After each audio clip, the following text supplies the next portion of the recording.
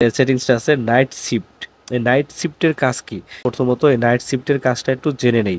তো প্রিয় দর্শক, আমরা যখন ফোনটাকে ইউজ করি, ফোনটাকে ব্যবহার করি, তখন কিন্তু এই যে মোবাইলের যে ব্রাইটনেসটা, এই ব্রাইটনেসটা কিন্তু একদম হোয়াইট। আর এটাই কিন্তু আমাদের চোখের অনেক ক্ষতি করে। হ্যাঁ, দিনের বেলা যদি আমরা ফোনটাকে ইউজ করি তো হোয়াইটে আমাদের কোনো প্রবলেম করে না, বাট আমরা যখন রাতে ফোনটা ইউজ করি তখন যদি এভাবে হোয়াইট দেখায় তাহলে কিন্তু যত সমস্যা হবে চোখের, ঠিক আছে? তো এর জন্য কি করতে পারেন, আপনারা এই নাইট শিফটটি চালু করে রাখতে পারেন। তো কিভাবে চালু করবেন সেটা দেখিয়ে দিচ্ছি। এর জন্য এখান থেকে নাইট শিফট এখানে একটা ক্লিক করবেন।